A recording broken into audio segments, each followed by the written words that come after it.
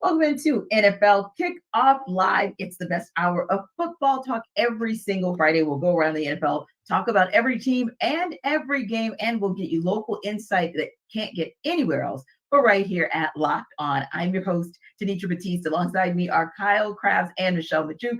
Let's go straight to Thursday Night Football, where the unflappable Joe Flacco did it again, especially Michelle in that first half. It was like Joe Flacco of old, Joe Flacco circle Baltimore Ravens Super Bowl champion Joe Flacco, not the Joe Flacco that we saw who went 3-14 in his last 17 games and was basically a bench warmer for the Jets, or the guy who was probably shuttling his kids back and forth to daycare and school respectively this year.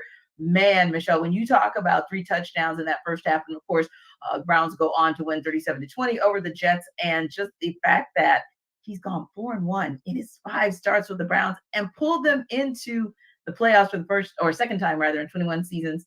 How amazing was it? How amazing has it been?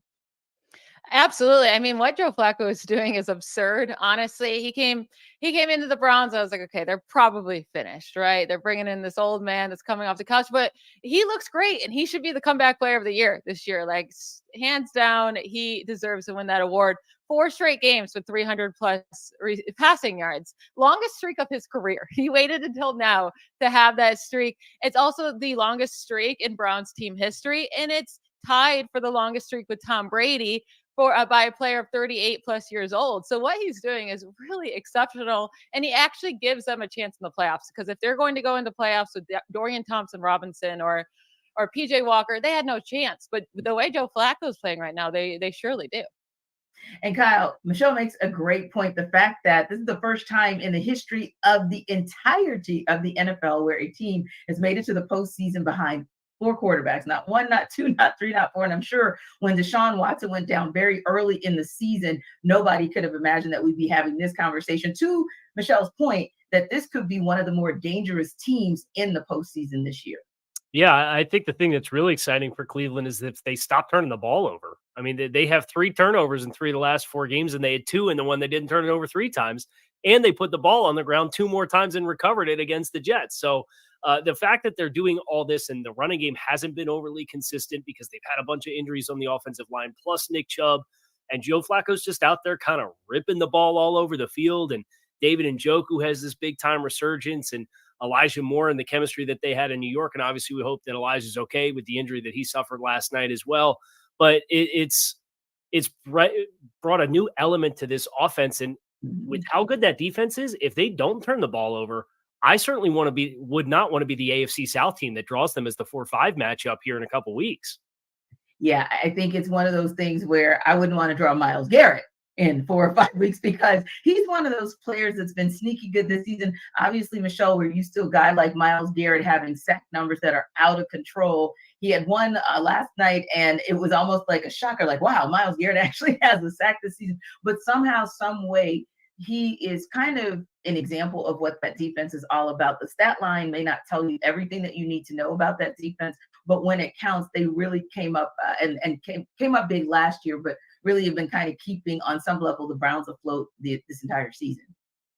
Yeah, absolutely. If all the Browns needed was a quarterback that could be average, right? And Joe Flacco is offering more than that. Now, you did bring up, I mean, his turnovers, that might not play out as well in the postseason, right? When they're playing against these super tough teams. The Jets are a super hard defense, but they had no offense, right? And Joe Flacco could have been picked off a couple more times in that game last night, to be completely honest. Like, it's really fun to watch Flacco right now because he's just playing like there's no care in the world. But at the same time, that those turnovers might come to bite them in the postseason. Their defense, though, is just so stout, and I do expect them to win in the wild card round if they get Houston or the Jaguars. I think they can beat them. Yeah, and to your point, Michelle, there were some moments where you're like, oh, you didn't get picked off. Okay, the drive continues, right?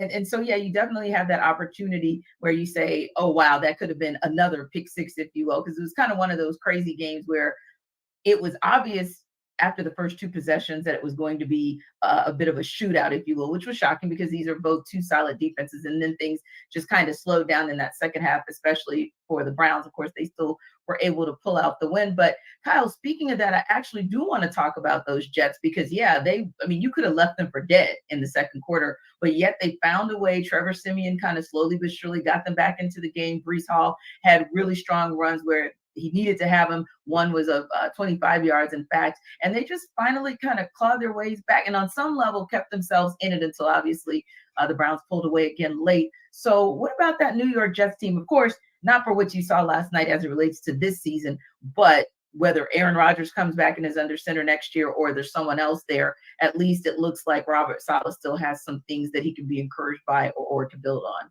Yeah, I think you look at Garrett Wilson and Breece Hall as kind of the staples offensively of that group. Be hard to blame them if they totally flushed the offensive line out and rebuilt the whole thing with the tackle room. Looks like Joe Tippmann, their second-round pick, is a really nice hit for them on the interior offensive line.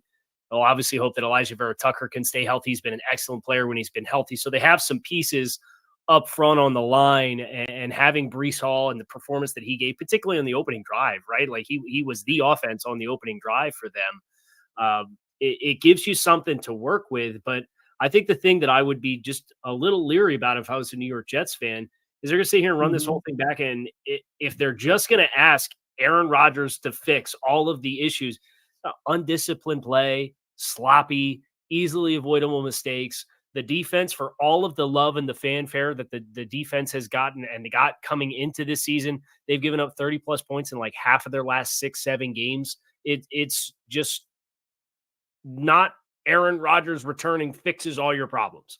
So I think this is a critical offseason for a coach and a GM that are probably going to enter on the hot seat to some degree, and they have a short-term window with the quarterback. How do you make the most of it? And I don't envy them for having to make those decisions, but it's one of those things where don't just assume 12 is going to fix all your problems because you got bigger issues going on than that. Indeed. Yeah, I think that's one of those valid points where I heard a commentator say it last night and I kind of cringed, where he kind of talked about the Jets and maybe more so in the second half and what he saw in the first half. But he literally was like, yeah, because when Aaron Rodgers comes back, like this team really has a lot of potential to be a playoff team. And I'm sitting there going, so basically what we saw with the rest of the team and some of the gaps that we saw, like those don't count for anything. And so I think you make an excellent point, Kyle. Like it's more than just bringing back Aaron Rodgers or having him back under center that would put this team into contention. And one of the key reasons is because, you still have to get out of your division. Like for starters, like that division, when you look at what the Dolphins have been able to do, look at what the Bills have been able to do in terms of surging back, and New England is actually attempting to at least do something respectable to end this particular season. And you never know what moves they might make for a reset for next season. It won't be that easy to just automatically vault the Jets to the top of the AFC East, or to be able to just throw them in or thrust them in, Michelle, to say, yep, they're going to be in contention. They've got the tools. They've got the resources. I don't know about that. Yeah, and acting like Aaron Rodgers coming off an Achilles injury is just going to be the Aaron Rodgers he was a few years ago or a couple years ago with the Packers. We saw him struggle without Devontae Adams. Maybe they trade for Devontae Adams. They might be looking, the Raiders might be looking to trade him away. That would be a great duo, but they 100% need to fix that offensive line or he's going to get injured again. And you're going to be in the same exact boat where you don't have a quarterback. What they really need to make sure, though, is to have a solid backup quarterback. They need to stop going into this with no depth at quarterback and just relying on these nobodies. Like Joe Flacco was sitting out there for how long? And they were like, no, we'll just stick with Trevor Siemian and Boyle. Like, come on. Yeah, they need to have Aaron Rodgers and also a solid backup behind them next year to have any faith that this team will actually compete. Yeah, I think, Kyle, you'd say that the Browns probably could have more of a conversation about what things are going to look like next year, even better for them, because hopefully Deshaun Watson comes back and becomes the Deshaun Watson of old. And who knows, maybe Joe Flacco comes back to be a solid backup yet again. And speaking of backups, it's like, are we really having this conversation where literally there have been like 59 different QBs under center and Joe Flacco is the one we're talking about the most? Like, who would have thought 4 weeks ago when we started seeing this rash of injuries with starting QBs and starting to see backups going into, the second on the depth chart, the third on the depth chart, in his case, the fourth on the depth chart. Who would have thought we would have been having that conversation? But this has been that quirky, crazy year, maybe with the exception of your Miami Dolphins, where we have seen backups have to really not just come in a little pinch here and there, but actually be responsible for helping their teams to win, or in this case, advance. Tanisha, we got 2 weeks left in the regular season. I'm gonna knock on wood for you there, talking about Tua and the Dolphins quarterback. I know, right? But somebody had to step up and take the mantle from Josh Dobbs, because Josh Dobbs was the out of left field third string quarterback's sensation. And then he gets traded to Minnesota and things are good to start. And the longer it goes, the more it regresses, to the point where Minnesota is now going back to Jaren Hall, a mid-round rookie with 2 games left to play and kind of their playoff eligibility on the line. So it's fun to see. And I think Joe Flacco's experience certainly helps him, where he gets installed into Kevin Stefanski's offense. And he has Amari Cooper. Not that he had Amari Cooper last night, but he did have pre-existing chemistry with Elijah Moore. And then David Njoku, kind of this criminally underutilized weapon, and Cleveland's paid him well. And seeing him kind of get the opportunity to be one of the featured guys in the offense without Nick Chubb, and how much that running game is the identity. It's kind of just this perfect storm. And I don't know that Joe would do this everywhere, but he's doing it here. And it's really fun to see. And I thought he kind of worded it best himself when he was asked after the game about when he kind of takes a step back and reflects on the situation. He said, man, I'm trying not to take a step back. I just want to stay in this moment and enjoy this while it lasts. And when it's over, then we'll take a step back and reflect on just how crazy this experience has been. Yeah, crazy indeed. And the Browns on a 4-game winning streak, which he's been the critical part of that, even to your point, Michelle, when he's been there with his turnovers, but somehow he just shakes it off. I like to call it selective amnesia, where you don't really remember what happened that last time. You're just going to go out and be the best you can be. But I heard something else that I thought was interesting. And I was thinking about this too, like, when you are on a 4-game winning streak and a lot of other things are clicking for you, and you look at those teams that are right above them in the AFC playoff picture, and you got the Chiefs and the Jaguars, both of whom are swooning, the Browns might just be the team that, of all of those teams kind of below the 1-2, of course, with the Ravens and the Dolphins, that might be the other team you just don't want to see this postseason.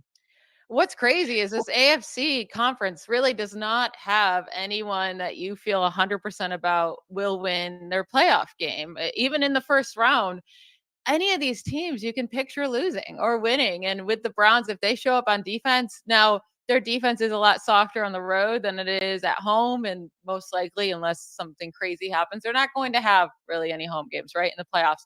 But I could picture them beating the Chiefs with how much they're struggling right now. I could definitely, I would put money on the Browns to beat the Jaguars if they face them. I think their hardest competition would probably be the Ravens. And because Tua and the Dolphins offense can be inconsistent as well. I mean, I really don't feel strongly about any of these AFC teams. Maybe the Bills, right? If they actually get into these playoffs, that might be the team that I feel the best about going forward. So, Michelle, even after you saw what the Ravens did to the 49ers, you're saying, maybe they look, and we know we'll talk a little bit about Sell Me Why a little bit later. And we know that you always kind of help us through that, looking at the nuances with different teams and also the nuances on who can or will win. But yeah, I think that's a great point that you make, because I am still hearing that chatter rather about the AFC and we saw what the Ravens did to the 49ers, but so why is that but, and just going off the beaten path a little bit there, but why is that but still there for the Ravens? I think our scare is with Lamar Jackson in the playoffs, right? We've seen him now. We've seen this team be dominant, and then we've seen them go into the playoffs and kind of fall apart. I think that's our biggest worry. Maybe that's not fair to put on Lamar. And they've been nothing but dominant over the last 5 games, especially. But it's also one of those things where they don't have that crazy home field advantage, right? So if they get the number 1 seed, I don't think that's such a bad thing for the AFC, because it's not like it is with Dallas right now, right? Or Dallas or Miami, where when they're home, they're great, right? That's not really a thing for the Ravens. So I could see them losing at home. And if they face a team that has their number or if they get down, the Ravens really struggle, right? So I don't feel as confident against about the Ravens as I do as the dominant teams on the NFC. Like the 49ers, I know they just beat up on the 49ers, but I wouldn't be worried about any team going to face the 49ers in the playoffs. Interesting take. And Kyle, I'd ask you the same. Of course, like I said, a lot of pundits are saying the Browns are the team that you don't want to see. You'd rather see a Jaguars team. You'd rather see a Chiefs team that's swooning. But it was still interesting to me as well, just to hear a lot of people talking about the Ravens and saying, hey, I don't quite know if I'm as afraid of them as maybe you normally would be of a number one seed. Yeah, and I think Baltimore's a really interesting team too. Obviously, the performance they put up against San Francisco is boosted by 5 interceptions and the field position that comes with a lot of that. And I think Michelle makes a great point as far as Lamar Jackson's his era of Baltimore Ravens football in the postseason. They haven't had a deep postseason run. And then you look at the personnel depth chart and you say, okay, well, Keaton Mitchell was supposed to be the big juice and boost to the running back room, and he's out with a knee injury. And Mark Andrews is out right now, and Zay Flowers is a kind of become the go-to guy there. Odell Beckham's kind of intermittently an impactful player, but not consistently an impactful player. Rashad Bateman hasn't materialized. So you just kind of go down the list and you look at the group around him. And I think it just puts so much onto Lamar Jackson specifically that if you get a team that can scheme against that effectively, it does kind of make you leery.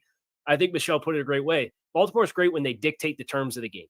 And they're able to do that really, really well because they're a well-coached football team and they have elite talent on the defensive side of the ball and one of the most dynamic quarterbacks in the game. But if the game script breaks a different way, how much do you trust them to chase a game? And, they don't have that on their resume throughout the entirety of Lamar's starting history. Really, it's not too many instances of that happening. So I think that's why you look at Baltimore and you hear so many people that do say, yeah, but we just want to be a little bit more cautious before we buy all the way in. Understood. And we're going to talk a little bit more about those Ravens who have another big showdown this weekend with the Dolphins. We'll talk about it later in the show. Also, it's almost time for us to talk about another big game, our game of the week between the Cowboys and Lions. But before we get into that, you might want to tap into what Kyle has to say about LinkedIn.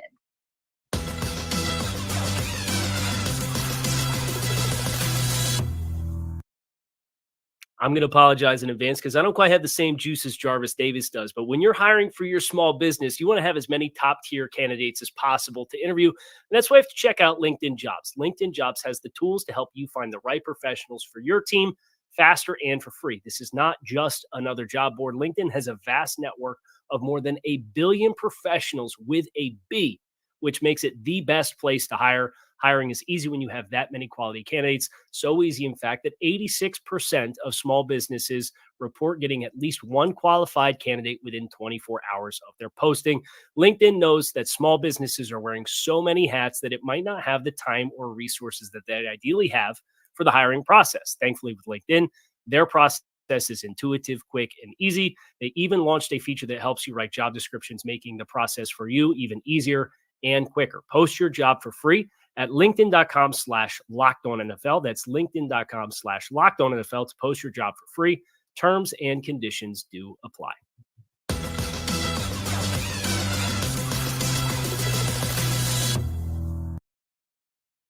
So, guys, the Dallas Cowboys are fighting for the NFC East. They're also fighting to stop a little bit of a skid, a 2-game losing streak, while the Detroit Lions are coming off that emotional week, winning the NFC North with a win over the Vikings. Will the Lions have enough left in the tank to go into Dallas, where, like you said, Michelle, the Cowboys are as good as anybody in the league when they're playing in their own stadium? So will the Lions be able to go there and win? Well, Matt Derry of Locked On Lions joins Marcus Mosher of Locked On Cowboys to break down how they think this one is going to go down. I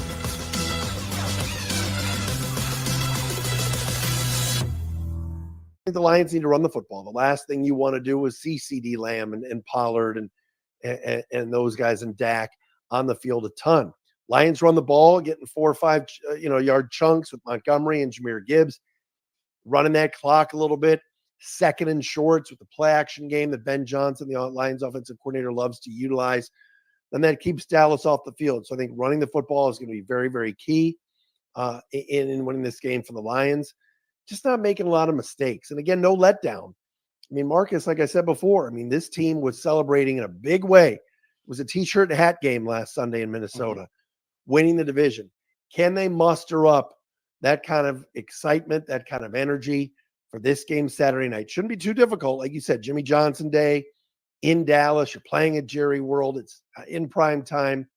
But again, they're off of a humongous emotional high in winning the division for the first time in 30 years. Will they have that same kind of energy? I don't know.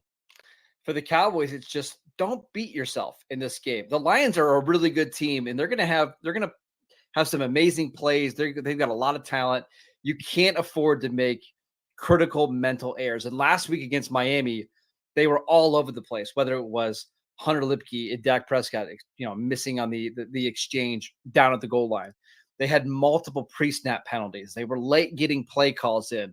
On the final defensive drive of the game, you're trying to hold the Dolphins to not get the game-winning field goal.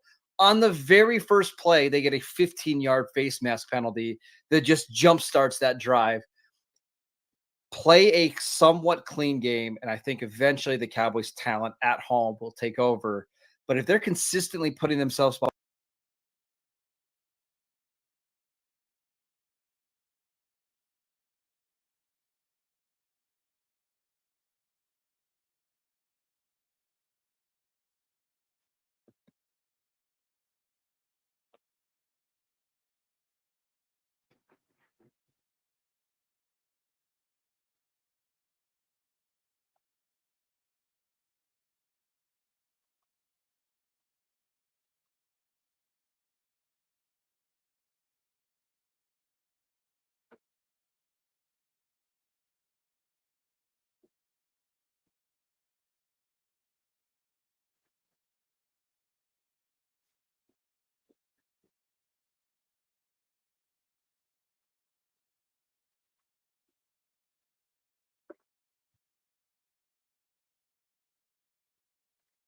All right, guys, we had a little bit of some technical difficulties rather on our video, but I think we got the crux of what those guys are saying just in terms of what the keys to the game are. And this is going to be, really interesting matchup because obviously I think there's a great point, Kyle, that we made as we went into the video. And that is sometimes you have that emotional letdown, right? You look at how long it's been for this Lions franchise since they've even sniffed the postseason, and to be able to get into the postseason with a win against a divisional rival to get that NFC North crown, I think that's pretty important and pretty amazing. But does it also pose the possibility of that letdown, especially heading into Dallas to take on the Cowboys? Yeah, I think if you measure up this time of year and the desperation element, the human element of the game, is so easily overlooked. And for Dallas, you beat Philadelphia at home, and then you've dropped consecutive road games. And as Marcus said, you shot yourselves in the foot. They're the second most penalized team in football from a number of penalties perspective, and they're the third most penalized team in yardage. So a lot of self-inflicted wounds. Some of that comes from being on the road. Okay, that's understandable. You're now at home. You're 10-5. You got to get yourself pulled back together here. And I think that part of this for Dallas, the urgency that they should come into this game with as compared to a Detroit team that hasn't been in this position. They haven't won a division championship in 30 years. There's a lot of young players on this team with the rebuild that Brad Holmes and Dan Campbell have been a part of. So I do think if you were to look at this game from a sense of urgency and the human element perspective of it, that compounded with the home field advantage, I think is something that I fully expect Dallas to come out with their hair on fire and play a really intense game because they need it after the last couple of weeks.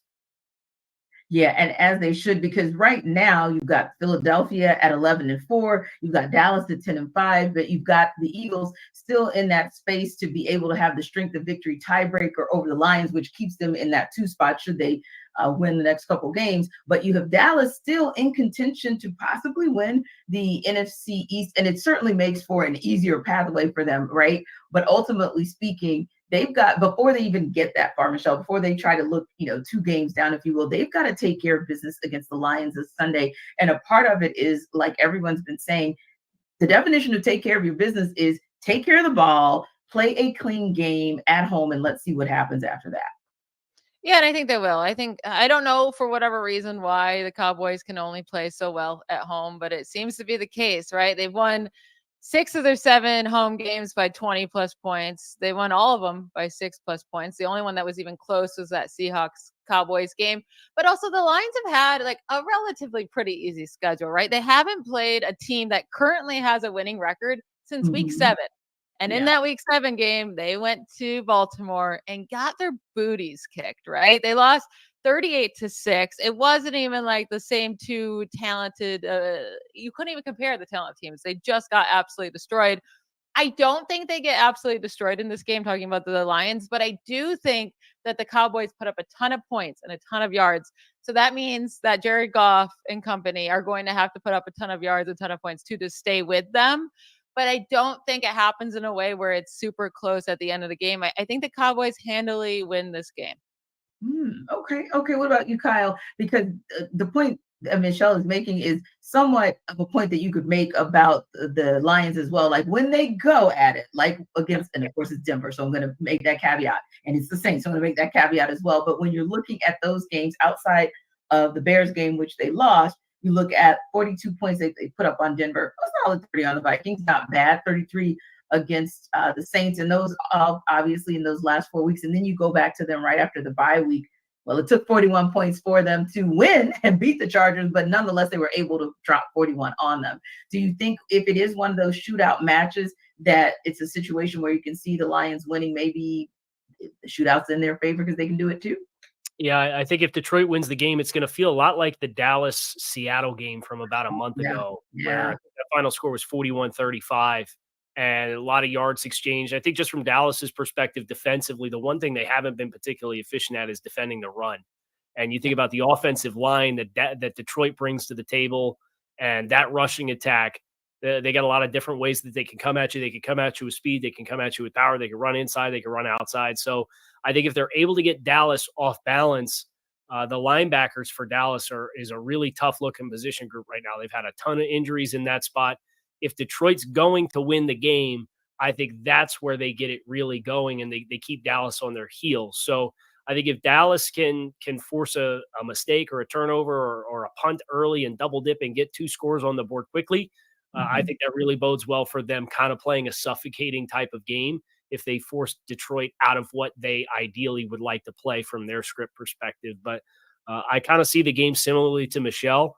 But if Detroit wins, I think there's a lot of points, and I think it comes courtesy of Detroit's run game.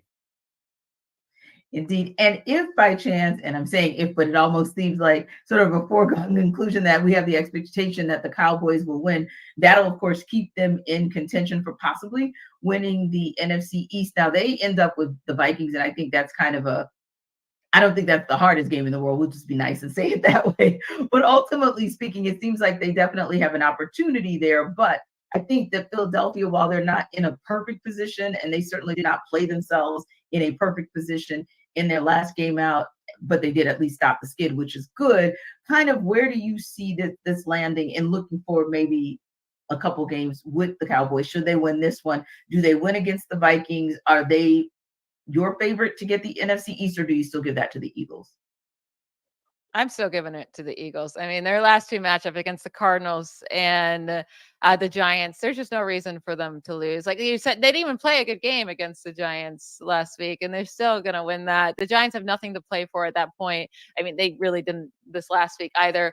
But I see no reason for the Eagles to lose either of these 2 games. And the Cowboys, on the other hand, like I do think they're going to handle this Lions team pretty handedly, but at the same time, this is a way harder matchup than the Eagles have to face.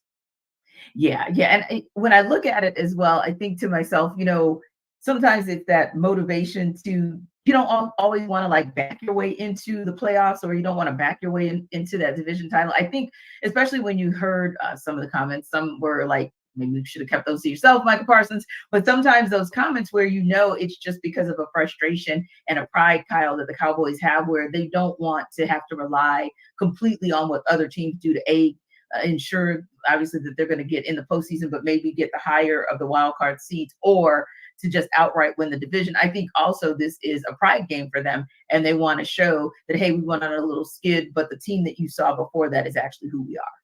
Yeah, I certainly think that they want to have some positive momentum going for themselves. All things appear as though they got at Washington to close in week 18.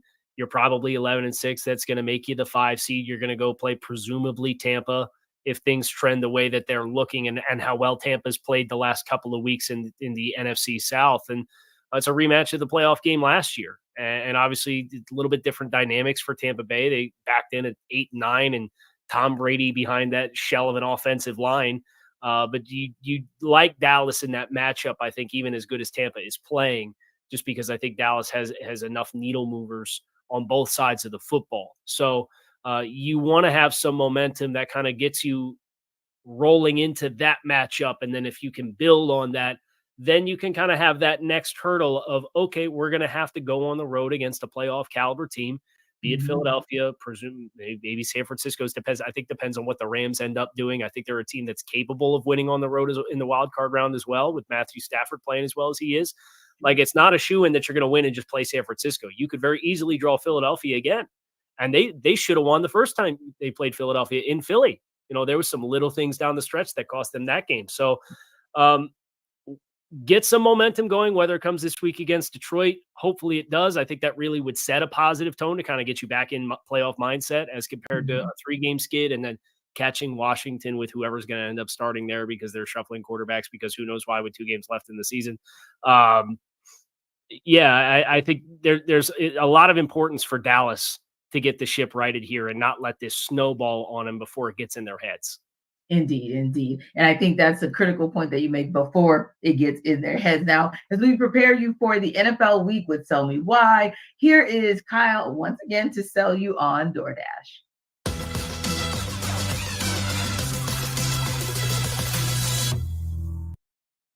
If there's one thing that I absolutely hate, it is watching the game on an empty stomach. And the good news is that DoorDash has you covered. So if the game just went to timeout, it's time for you to order your favorite DoorDash. If it's halftime, it's ordering time. They have all of your favorite retail and local restaurants, whether you're going to the stadium and prepping for your tailgate or you're making sure you have your good luck halftime meal.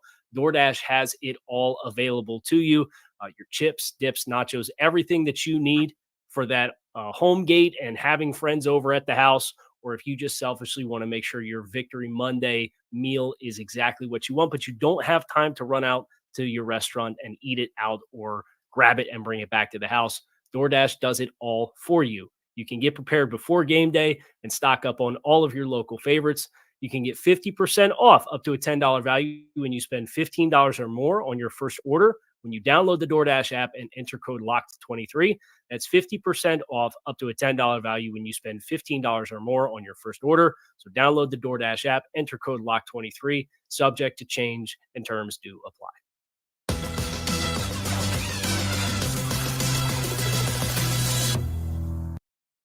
Well, guys, now it is time to talk about the best of the worst division in the NFL. Let's talk about the New Orleans Saints. They're heading to Tampa Bay to try and shake up that NFC South playoff race. And here's Ross Jackson of Locked On Saints to tell you why the Saints can cover as 2.5-point underdogs.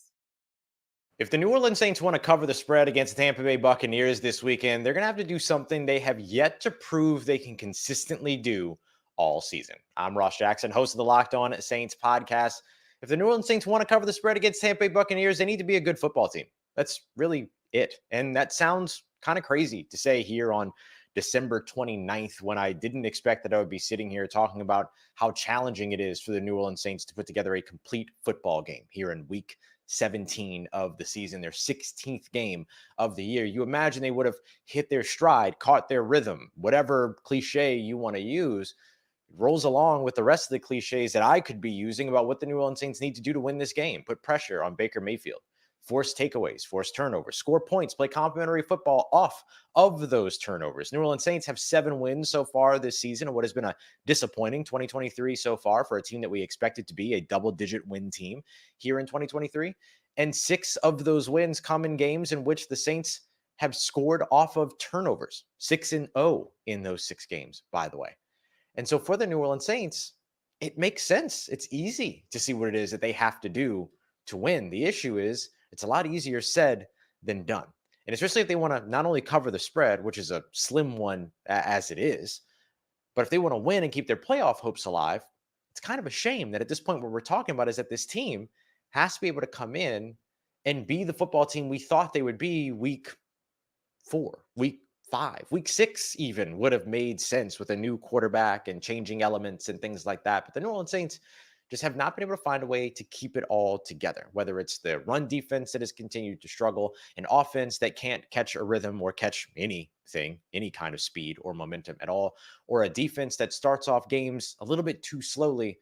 The New Orleans Saints covering the spread against the Tampa Bay Buccaneers is one thing, but getting out of their own way is going to be the bigger question. And as Michelle, and Ross is my good buddy, as my good buddy Ross was talking, I was kind of chuckling to myself because literally he listed like 5 or 6 things that the Saints need to do in order to be a good team to win. And the reason I was chuckling is because we heard that very same conversation, that very same commentary last week when we were talking about the Steelers and the 7 things they need to do that they're not able to do. And well, we all know what happened. The Steelers actually won the game, right? So I have to ask 2 questions of you. Number one, we'll start off by the obvious, which is, can they cover the spread? They're 2.5-point underdogs. But the second question is, with all the things that Ross listed that they're able to do, what do you see them as able to actually execute?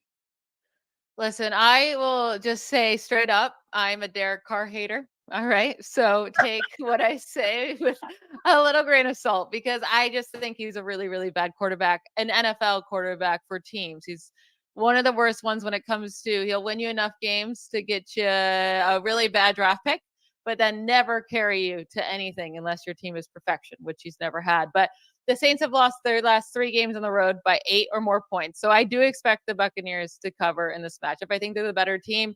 And a big part of that is not only Derek Carr throwing interceptions at the worst times, which he loves to do, but also the Saints defense has given up 27 points per game and over 400 total yards per game over the last 4 road games. So they're playing much, much better at home, really struggling on the road. They're not getting those takeaways. They're allowing those huge chunk plays. And Baker Mayfield is just like, he's getting it done, right? Over the last handful of games, he has 9 touchdowns, 0 interceptions, and he's been kind of on a roll. Now, Baker can always Baker us, right? Whenever we start to believe in him, he falls flat in his face. That's happened plenty of times. But I do think he will get this done in this matchup, and the Buccaneers beat the Saints by at least 3 points. Yeah, and I can say that was the other thing that made me chuckle, Michelle. I literally can remember, because of course our other analyst, Jarvis Davis, and I, we cover the NFC South. And at the beginning of the season, the joke was, okay, they're all bad, but what's kind of the lesser of the 2 evils, or lesser of the evil? And we talked about the 4 quarterbacks who were going to be under center to start the season, that being, like you said, Derek Carr, of course, Bryce Young, here Desmond Ridder, and of course Baker Mayfield. And honestly, most of the laughter and the rights were coming for Baker Mayfield, even more so than Derek Carr, of course, Bryce being the unknown, and then of course Des being somewhat of an unknown after having only played 4 games. But now here we are, Kyle, where the conversation has shifted, especially on the backside of the season, where Tampa Bay is 8-7, and they're in the driver's seat in the NFC South. So my questions to you would be the same. Will the Saints be able to cover the spread? But also, looking at the Buccaneers, what are some of the things you need to see from them to say, hey, that's the team that's been going strong these last couple of weeks that are probably going to be able to get this win again on Sunday? All right, so a couple of things. I will not be going as hard in the paint as I did last week when I came at Chris Carter about the Steelers sell me why, because I was like, you're telling America to take the over in this game. Ain't no way. Over ends up hitting. Like, shame on me, eggs on my face. Yeah. I'm not going to go that hard again. But Michelle may be a Derek Carr hater.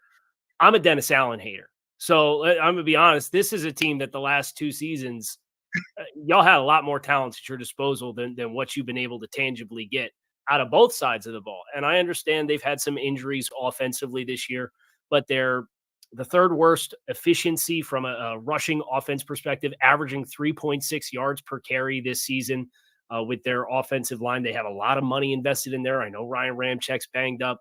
I know some of their field stretchers offensively have been limited as well. And Carr's not giving you good quarterback play, but this is a lot more talented of a team. You know, they're 9th in the league in scoring defense, and yet here they are potentially falling to 7-9 if they lose on the road. And Michelle made some great points about how much that they've struggled.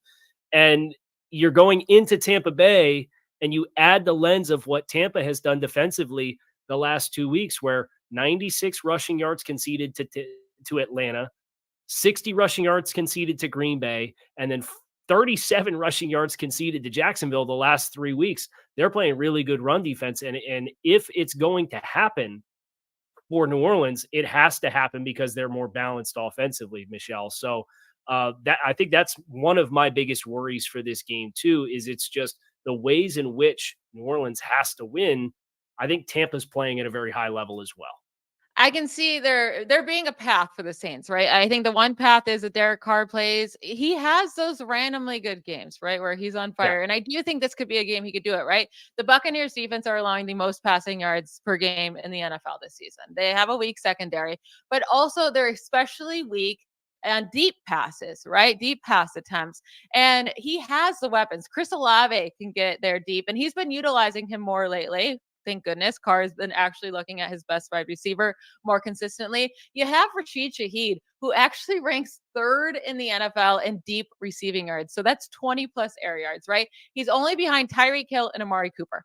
This dude never gets targeted, at least consistently. So him being 3rd in that category this year is insane. So you definitely have these opportunities against this Buccaneers secondary to hit those big chunk plays. And that's the one area where the Saints could really come out and beat up on the Buccaneers, and that's their chance to win. You just need to trust that Derek Carr is going to have one of those good games and not have the meltdowns that he sometimes has. I say sometimes, oftentimes has with his turnovers. And then even just kind of the vibes out of New Orleans too. It's the guys, the offensive linemen are yelling at Derek Carr on the field. Like it's just there's the pathway as you outlined, I think does exist. Do I trust it to happen? No. And that's why I'm graciously passing on Ross's sell me why of the Saints covering the 3 points. But I do think you make a great point. Anytime you have a player like Chris Olave and Derek Carr, when it just becomes as simple as we're going to win vertical routes. If we get time, we can let it loose. That's the fastest ticket to winning a game is explosive plays. The challenge for Tampa Bay is don't shoot yourself in the foot because you've been playing really good ball the last month.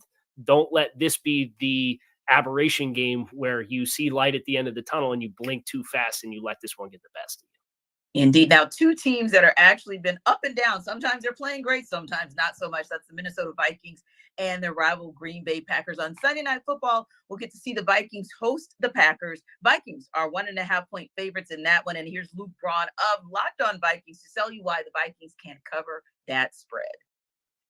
What's up, everybody? It's Luke Braun here from the Locked On Vikings podcast, and here is what the Vikings need to do to get a win on Sunday Night Football against the Packers. They have to not turn the ball over. It has been a refrain all season long. Kevin O'Connell, as head coach of the Vikings, has not yet lost a game where the Vikings were even or ahead in the turnover battle. If they can protect the football, they can find a way to cloud a win against anybody, most certainly the Green Bay Packers. To do that, they need to get a good, safe quarterbacking performance out of Jaren Hall, who is going to start for the second time this year. Nick Mullins was benched for throwing 4 interceptions. It has been a thing. And they also need to find a way to get Justin Jefferson going and not completely, turtle into a shell of an offense that's nothing, right? Justin Jefferson is the only major weapon left on the Vikings. TJ Hawkinson is out. Jordan Addison will go with questionable, so maybe they will have him as well. But it's going to be kind of Justin Jefferson and some guys, and that means that the Packers will be able to double him all day long. They need to find ways to get him out from under those double teams, or they just need to run the ball all day and hope that Ty Chandler has the game of games. But that feels a little bit harder to accomplish. If Justin Jefferson can get going, the Vikings can take home a win. They can cover their spread. They're 1-point underdogs. The spread moved about 3 points after they announced that Jaren Hall would be the starter into the Packers' favor. So Vegas does not like that benching, but we'll see how it all turns out. Very interesting that the Vikings are 1.5-point favorites in that one. And first off, I wanted to ask Michelle, of course, if they're going to cover the spread, but also your thoughts on how Jaren Hall and the decision to go with him as a starting QB, how did that impact? And do you think that was the right move for the Vikings? I have no idea if this is the right move, right? I mean, I think they're just trying anything at this point. They got some goodness out of Josh Dobbs for a bit, and then he was a turnover machine. Got a little bit of goodness from Nick Mullins. He's turned into a turnover machine. I don't really expect too much from Jaren Hall, right? I mean, we have seen so little of him. We got that one drive when he was the starter, and it was a pretty solid drive. He drove them down, kicked a field goal, cool. And then we didn't get to see anything else. So he's a fifth round rookie. It's going to be so hard to know. But I do expect the Vikings to lose this game. I think they just have way too many injuries, right? You have TJ Hawkinson now out for the year. You have Jordan Addison dealing with an ankle injury. We'll see if he plays. Obviously, Kirk Cousins has been out for a while, but the Vikings have lost four of their last 5 games, and their one win during that span was against the Raiders when they won 3-0. It's been a really bad stretch of games. And also, talk about bad home road splits. They're actually bad at home, which is very weird for teams. They're 2-5 at home this season. They lost their last 2 home games against the Bears and the Lions. Like the Lions, you understand, but the Bears, they really should have beat. I know the Packers are so inconsistent and their defense is just really terrible under Joe Barry, but I will take the Packers to win this game and to cover the spread. Yeah, and that's probably where my thought was as well, Kyle. Like the Packers to me are the team where they're up and down, but you still have some good weapons that you've utilized in a good way at times. And you still have Jordan Love, and I probably lean in the direction of him being able to get it done, maybe a little bit more than I lean in the direction of Hall, but who knows? But what are your thoughts just in terms of this maybe being a bounce back game for the Packers, or is it more of a bounce back game for the Vikings? I think it's a bounce back game for the Packers. We'll see what of their pass catchers are available too. Jaden Reed didn't dress last week. Seems like they got half of these first and second year wide receivers are down on a weekly basis between him and Wicks and Watson and Dobbs. And it's just kind of this revolving door. And then you add in the injuries at the running back position that they've had this season as well. Just no continuity. So you admire what you have seen from Jordan Love this season in spite of all of that. And I think it gives you great enthusiasm. The challenge for Green Bay is like, I was ready to buy in on Green Bay about a month ago, and it's just kind of been a disastrous stretch for them, and losing to the Giants and the Bucks in back-to-back weeks. And that Bucks loss came by 2 touchdowns at home. You had the Joe Barry blow up in the 2-minute defense situation against the Giants in New York, and after beating the Chiefs. So it's not a team that I trust a ton. They nearly blew the Panthers game last week. But I do think if I'm staring at the lesser of 2 evils here between Jaren Hall in his second career start and TJ Hawkinson being out, and hopefully we get more Ty Chandler because I've had just about enough of Alexander Madison, then I'm going to go with Green Bay just because I think they have a little bit more stability because they've been playing through the adversity and limited personnel all year long. Indeed. Now, speaking of adversity and just the up and down and kind of a head scratcher would be the Chiefs, who are going to face off against the Bengals this Sunday. It's a battle of 2 AFC teams. And honestly, these aren't teams that we thought at the beginning of the season would be where they are, but they're here. So the Bengals are actually 6.5-point underdogs in that game. And here's James Rapine to tell you why the Bengals can actually cover that spread. Well, the Bengals cover the 7-point spread between them and the Kansas City Chiefs on Sunday at Arrowhead. Hi again, everyone. I'm James Rapine from the Locked On Bengals podcast, and I absolutely think the Bengals can cover that 7-point spread, and it starts with their opponent.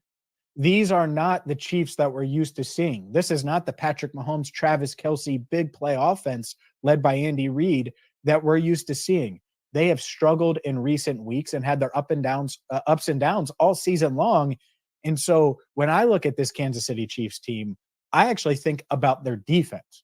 But offensively, I don't expect them to score a ton on Sunday. In fact, this Bengals defense, they're getting Cam Taylor-Britt back, their top cornerback, and that should allow them to play more their style. And it starts with stopping the run because they've been susceptible to the run all season long. Well, Isaiah Pacheco, the Chiefs' top running back, is in concussion protocol and might miss this game. And so when you combine that with the fact that Cam Taylor-Britt is coming back, I don't think they're going to give up the big plays that we're used to seeing. And then on offense, Jamar Chase, well, I expect him to play. And if you have Jamar Chase on one side, T. Higgins on the other, and Tyler Boyd roaming over the middle, you're going to have a chance to move the ball against this Kansas City secondary It's a really good Kansas City defense. I think it's the best unit in this game of the Bengals offense and defense and the Chiefs offense and defense. But they are beatable. And they're certainly susceptible to the pass when you have guys like Jamar Chase and T. Higgins. And so the question is, can Jake Browning rebound after throwing 3 interceptions last week? I think he will. He rebounded after losing to the Steelers on November 26th with a huge Monday night performance against the Jaguars. I'm not saying he's going to put up those numbers, but I do think he will take care of the football, and the Bengals will keep it close in Kansas City. For more on the Bengals, make sure you check out the Locked On Bengals podcast. So, Kyle, do the Bengals cover? James got one thing right. This Chiefs pass defense is probably the best unit out of the group. Obviously, L'Jarius Sneed and his injury really hurts, but man, you think this Chiefs defense has 4 games this season where they've given up less than 100 team passing yards to opposing teams. And we just watched Jake Browning turn back into a pumpkin last week. So is this Jamar Chase is the one-all that's going to fix Jake Browning's struggles this past week? I don't know. But I think you look at Kansas City and them being at home in this game. I think you look at Kansas City and them in the same light that we talked about Dallas, where you have to start stacking together positive performances. You had a really good defensive performance against the Raiders. Your offense gave up 2 defensive touchdowns in 7 seconds, and you lost by 6. We got to find ways and manufacture more ways to get your best players touching the ball offensively for Kansas City. I think that starts happening this week. The Bengals do have 2 really good linebackers in coverage between Jermaine Patton and Logan Wilson. But I'd like to think with the secondary for Cincinnati amidst kind of their personnel changes this past offseason being a little bit shaky, this feels like a get-right opportunity for Kansas City, especially if Pacheco's able to go. They can be a little bit more balanced, and Kadarius Toney's out, so we don't have to worry about throwing him the ball and making some critical errors as well. So I like Kansas City at home. 6.5 is a big number, but I would probably go Kansas City just because of it's under a touchdown.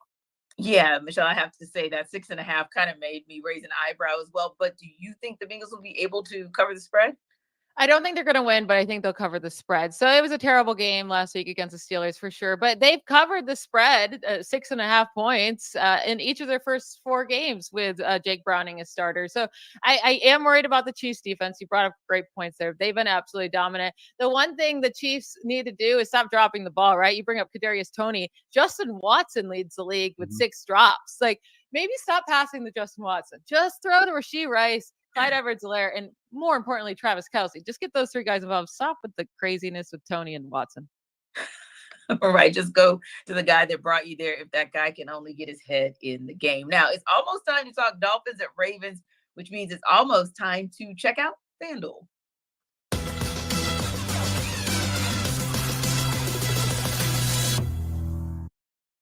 Listen, guys, the weather may be cooling off, but the deals are staying hot over at FanDuel for your NFL bets. Right now, new customers get $150 in bonus bets with any winning $5 money line bet. It's $150 if your team wins. So if you like good ROI, FanDuel's got a great opportunity for you. If you've been thinking about joining FanDuel, there is no better time to get in on the action than right now. The app is super easy to use, and they have a slew of betting options available that include money lines, player props, team totals, over-unders, spreads, you name it, they got it. So visit FanDuel.com/lockedon and kick off your NFL postseason with FanDuel, official partner of the NFL.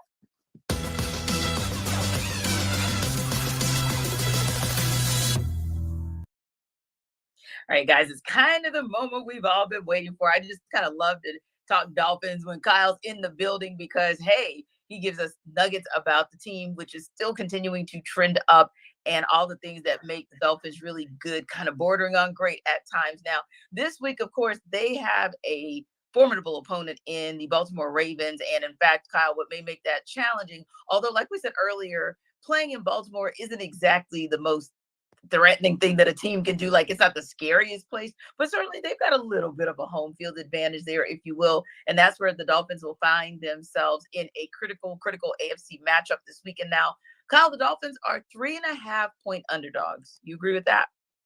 Yeah, I certainly think when you factor in home field advantage and Miami being a team that has not been the same presence on the road, particularly offensively, as they've been on the road or at home, I think that the spread's about right. I think this is going to be a very close game. I would not be surprised if this game ends up mirroring a lot of what Miami Dallas did, just because since Jalen Ramsey's came back for the Dolphins defense, they are one of the best units in the league. They are really, really good defensively, and they've already set the franchise record for sacks with 52, with 2 games left to play. They have 2 guys on the interior, and Zach Sealer and Christian Wilkins, with 8+ sacks this season. Bradley Chubb has been the player that they acquired at the trade deadline. You have Howard and Ramsey on the perimeter. It looks like they're going to get Javon Holland back at safety this week, which is a major boost to the secondary as well. So I think they're going to make the Ravens have to be methodical offensively. Yeah. The Dolphins, one of the best teams against the run all season long after that week 1 performance against the Chargers. So I think the team that hits 24 points will win the football game. Do you trust that to be Baltimore at home? Do you trust Miami to do it when they have not done it and they will not have Jalen Waddle this week? I think that's, if you're looking for a silver lining as a Dolphins fan, last time they didn't have Jalen Waddle, they scored 70 points. Now, they're not playing the Broncos. They're playing the Baltimore Ravens, which is probably the best defense in football, right? But they just played the Jets, a very challenging defensive opponent, a couple weeks ago without Tyreek. And I think their game plan was tailored appropriately. So I think for Miami, they're going to have to play a little different style. They're going to embrace a little bit more methodical offensive approach as compared to hunting some of the explosive plays. And if the Dolphins defense can force Baltimore to do the same exact thing, I think that just becomes who makes the big mistake in a critical situation. And that can tilt the game one way or another. Yeah, and like you said, it's not the Broncos, so it won't be a 70-piece, but 24 is doable. A third of that 70-piece is not actually something that is out of the realm of consideration. But Michelle, where do you kind of stand on this one? Because, like Kyle said, the Ravens are kind of an interesting team in that they can score on you, but like what you're seeing from the Dolphins, especially on defense, it's just, they're playing lights out. They're just playing really solid football all around, but especially on that end. So the Dolphins are 3.5-point underdogs. What are your thoughts on that particular game and how it's going to play out, particularly with them as the underdogs? I think the Ravens take control here and they win by more than 4 points. The Dolphins on the road, I know they won each of the last 2 road games by over 20 points, but that's against the Commanders and the Jets, right? It's a little bit different than, the 3 road games prior were Bills, Eagles, Chiefs. They lost each of those games by more than a touchdown, got destroyed by the Bills. I know their defense is playing much better than at that period of time, but you brought up like pressures, right? How good the Dolphins defense is playing, but the Ravens, they lead the NFL with quarterback pressures this year. So they're doing really great on that side. And that can really mess with this Miami Dolphins offense. So this year, the Dolphins are 10-1 when Tua faces a quarterback pressure percent under 30%, but 1-3 when he faces a quarterback pressure percent over 30%. And I do think the Ravens are going to be able to get to him. Now, a big key here, Kyle Hamilton needs to be healthy. I do think that's huge for the Ravens offense. If he were to not be healthy enough to play, he did return to practice yesterday. I didn't see his status today. But if he plays, I feel really good about the Ravens defense controlling the Dolphins, especially without Jalen Waddle there. Tyreek Hill's going to get his, of course. He always will. But I feel confident the Ravens will cover in this matchup. And Kyle, with a shorter week to kind of prepare and rest up for the Ravens, coupled with the fact that you could kind of call it an emotional win because they went out to Santa Clara and put that whip on the 49ers. Is this kind of, and I use the term loosely to say letdown, but do those things factor in the way that they beat the 49ers and the fact that they have a shorter week to prepare? Well, I certainly think you're mindful of Monday Night Football West Coast trip from a game week preparation standpoint. To Michelle's point, Kyle Hamilton did not practice today, and neither did Brandon Stevens, one of their other corners. So, and Stevens was not on the injury report on Wednesday and had an ankle injury that apparently turned up on practice on Wednesday. So you got Stevens at corner and Kyle Hamilton both did not practice today. So if you're looking for an offset for maybe helping Miami, and I think Kyle Hamilton's absence not only helps the Dolphins passing offense, I think it helps their rushing offense because they love so much to get out on the perimeter with their run game.